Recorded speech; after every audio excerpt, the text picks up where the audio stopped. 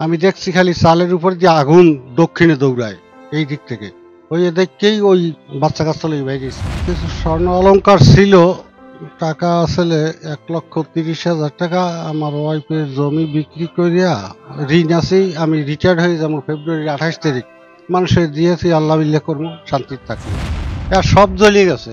দলিল ছিল মাদ্রাসার, আমার নিজের বাড়ির, মাদ্রাসা, আমার সার্টিফিকেট, বড় ছেলের সার্টিফিকেট, ছোটটার সার্টিফিকেট, এই প্রয়োজনীয় কাগজ, এবং রিটায়ার্ড হবো দেখে মাদ্রাসায় কোনো কিছু কাগজ নিয়ে একটু লেখাপড়ি করি, ওইগুলো নিয়ে আমি ওই ঘরের টেবিলে উঠে তুইছি রাত্রে।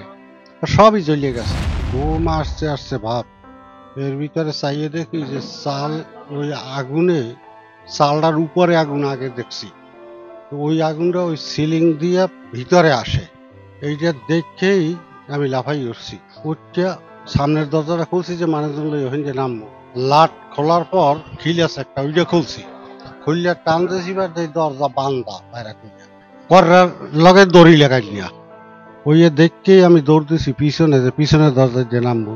যখন ওই লাট খুললে আবার ওইভাবে খিল খুলছি, টান দিছি, দেখি দরজা আসে না, বান্ধা ওটাও। এরপর বহু শক্তি দিয়া একটা কপাট ছুটাইছি, আর একটা বান্ধা বাইরে খুলে টানা গিয়া।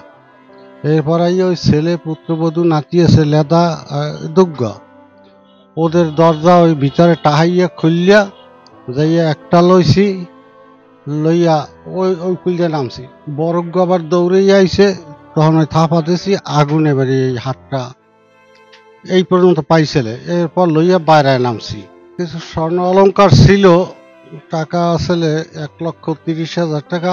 আমার ওয়াইফের জমি বিক্রি করিয়া ঋণ আছেই, আমি রিটায়ার্ড হয়ে যাবো ফেব্রুয়ারির 28 তারিখ। মানুষের দিয়েছি, আল্লাহ বিল্লাহ করবো, শান্তির থাকবো। ওটা আর আনতে পারি নাই। 3 ভরি স্বর্ণ ছিল, তাও কিছু না, স্বর্ণ দিতে করুন কিছু, জীবন বাঁচে না, তখন আর ঘুরান যায় না ঘরে। কিন্তু ওই মোবাইল টোবাইল সাইড দিয়েছিল, টাচ মোবাইল। ওই ছেলে একটা দিয়েছিল, আমার মাদ্রাসার একটা, আর ওয়াইফে ওই বড় ছেলে এবং তার স্ত্রীর, এই দুইটা। এছাড়া ছোট একটা মোবাইল আমার ছিল, হাতে সবসময় থাকতো। আর সব জ্বলিয়ে গেছে। দলিল ছিল মাদ্রাসার, আমার নিজের বাড়ির, মাদ্রাসা, আমার সার্টিফিকেট, বড় ছেলের সার্টিফিকেট, ছোটটার সার্টিফিকেট, এই প্রয়োজনীয় কাগজ, এবং রিটায়ার্ড হবো দেখে মাদ্রাসায় কোনো কিছু কাগজ নিয়ে একটু লেখাপড়ি করি, ওইগুলো নিয়ে আমি ওই ঘরের টেবিলে উঠে তুইছি রাত্রে। সবই জ্বলিয়ে গেছে, কিচ্ছু নাই। কে ওখানে যে আইনগত সরকারের পক্ষ থেকে যদি একটু সাহায্য পাই, কে বা কাহারা দেশে আমার জানা নাই, আমি দেখিনি। আমি দেখছি খালি চালের উপর দিয়ে আগুন দক্ষিণে দৌড়ায় এই দিক থেকে। ওই দেখেই ওই বাচ্চা কাচ্চা লই বাইরেছি। এখন সরকার যদি একটু আমার সপক্ষে চেষ্টা করে বিষয়টা নিয়ে, এইটাই কামনা আর কি। এই যে ঘটনাটা, এটা আমি পূর্বে বলছি যে এটা আমাদের হচ্ছে শত্রুতা থাকবেই। যেমন আমার সাথে আমাকে সবাই ভালোবাসবে এটা কোনো কথা না, আমি সবাইকে ভালোবাসবে এটা কোনো কথা না। তাই বলে পরিবারের উপর হামলা আসবে, এটা কিন্তু আসলে ন্যাক্কারজনক ঘটনা।